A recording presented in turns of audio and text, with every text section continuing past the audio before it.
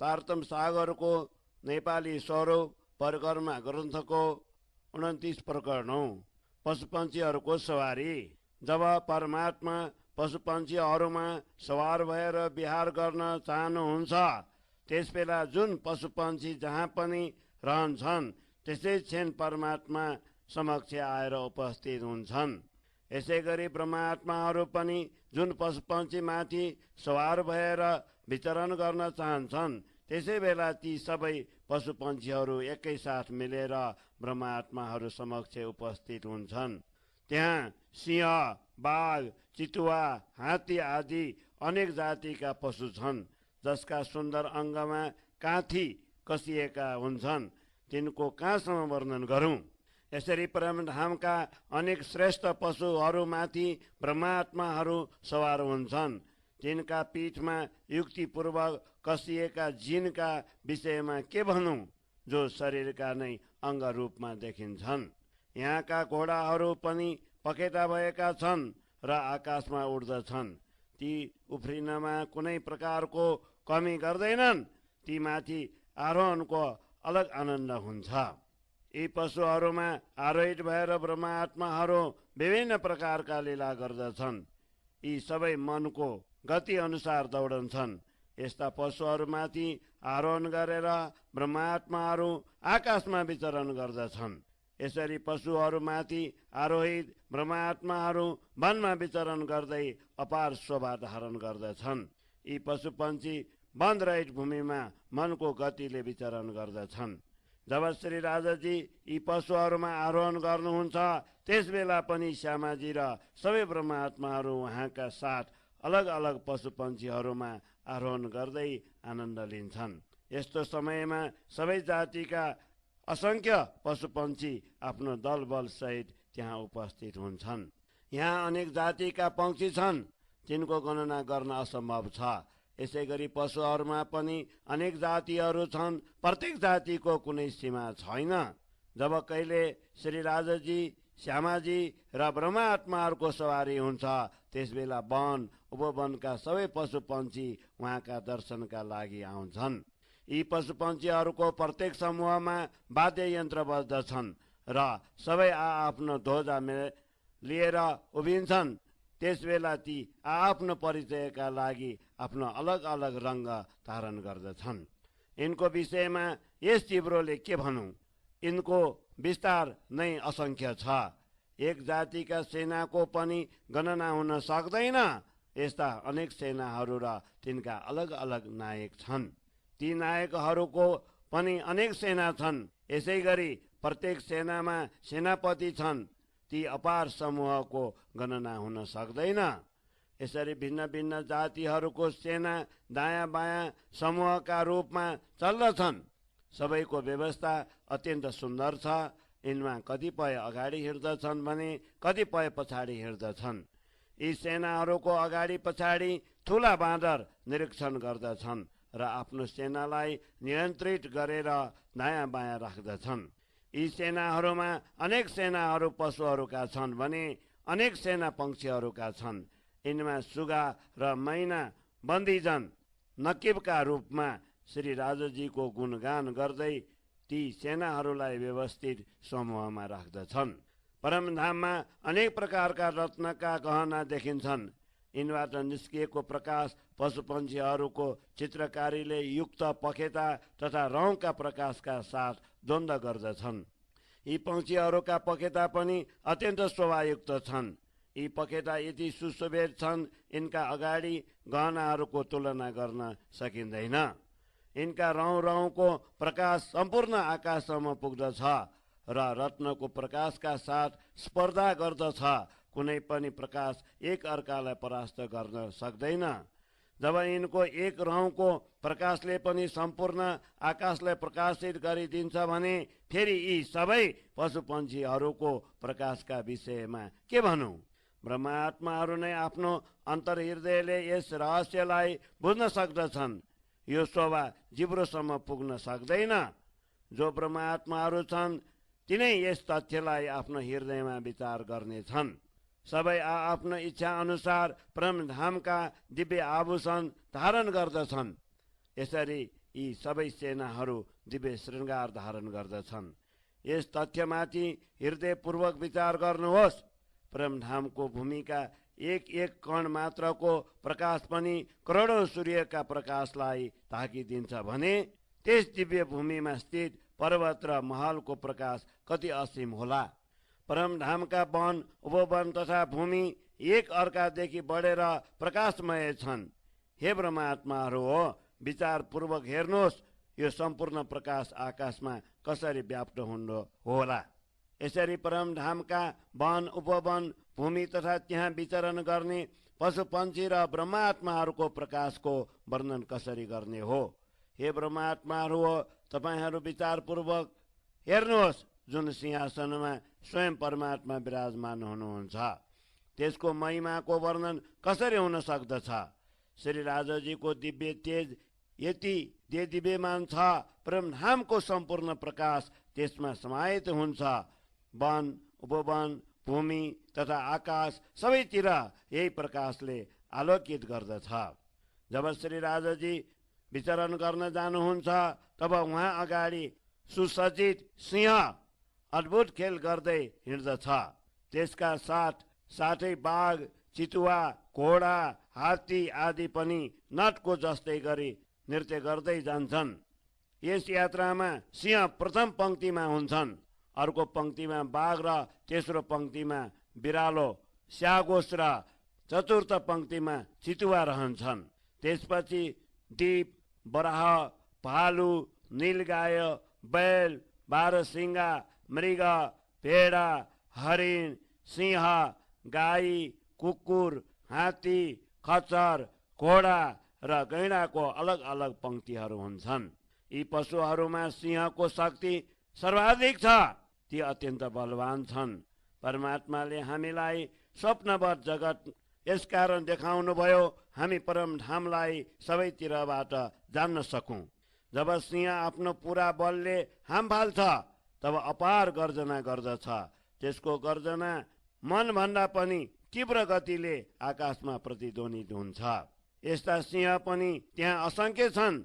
जब यी सबै मिलेर एकैसाथ गर्जना गर्दछन् तब परमधामको भूमि र आकाशमा व्याप्त तिनको आवाजबाट थाहा हुन्छ कि यी कति शक्तिशाली रहेछन्। जब यी सिंह गर्जना गर्दछन् यो ध्वनि भूमि तथा पर्वतमा प्रतिध्वनित भएर त्यो भन्दा ज्यादा गुज्न लाग्दछ। बाघका विषयमा त अरु के भनौं। स्वप्नवत जगतका बाघ पनि शरीरले साना भएर पनि यति शक्तिशाली हुन्छन्, मदनवत हात्तीका मदलाई पनि तोडिदिन्छन्। परमधामका यी सबै बाघ जब एक साथ मिलेर गर्जन्छन् तब यिनको गर्जनाले यो थाहा हुन्छ यिनको कति शक्ति छ। जब चितुवाको चञ्चलता हेरिन्छ तब ती अति शीघ्रताले युक्तिपूर्वक आफ्नो बल प्रदर्शन गर्दछन्। तब यिनका शरीरमा न सुस्ती रहन्छ र न उदासीनता नै। सवारीका लागि सर्वश्रेष्ठ घोडा सवारीको समय नायकका रूपमा अगाडि अगाडि हिँड्दछन्। शिर उच्च गरेर तथा स्थिर गर्दनले यी घोडा ठक ठक गरी हिँड्दछन्। तब भूमिमा ठै ठैको आवाज आउँछ। जब यी घोडा मुख खोलेर हिँड आउँछन् तब सर्वत्र यिनको नै ध्वनि प्रतिध्वनित हुन्छ, जसबाट दसैँ दिशा गुन्जदछ।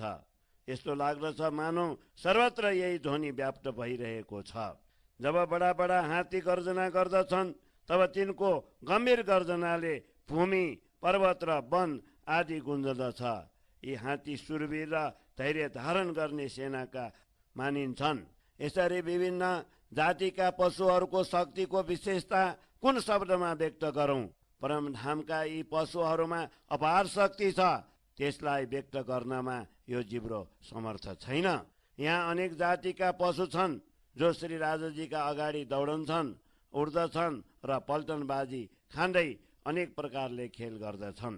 यस समयमा सानोमा सानो र ठुलामा ठुला सबै प्राणी आफ्नो कला प्रदर्शन गर्दछन्।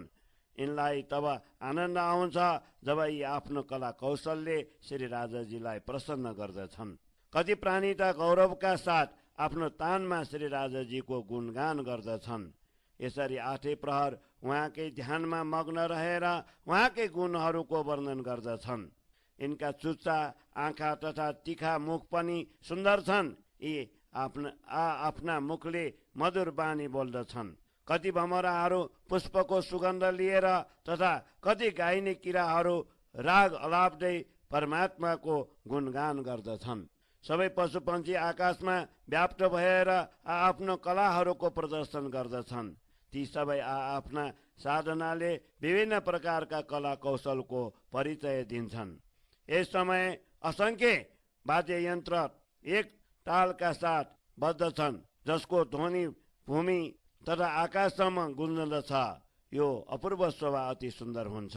बलशाली बाँदर परमात्माको वन्दना गर्दै यी वाद्ययन्त्रलाई बजाउँछन्। यद्यपि यी वाद्ययन्त्र स्वयं बज्दछन्, तथापि बाँदर आफ्नो सेवा छोड्दैनन्। यी वाद्ययन्त्र स्वयं नै हिँड्दछन्, तथापि यहाँका पशु सेवाका लागि तिनलाई उचाल्छन्। यस समयको शोभाको वर्णन जिब्रोद्वारा कसरी गर्ने हो? श्री राजाजीको सवारीको समयमा तिनका अगाडि पछाडि पशुपन्छीहरूको सेनाहरू पूरा शोभाका साथ चल्दछन्। जो सेनाहरू दायाँ तथा बायाँतिर चल्दछन् ती पनि आफ्नो समूहलाई छोड्दैनन्। यो पूरा सवारी अति शोभायमान लाग्दछ। सबै पशुपन्छी आफ्नो समूहका साथ उपस्थित हुन्छन्। पशुपन्छीहरूका सबै जाति आफ्नो दल बल सहित पंक्तिबद्ध भएर हिँड्दछन्। यसरी परमधाम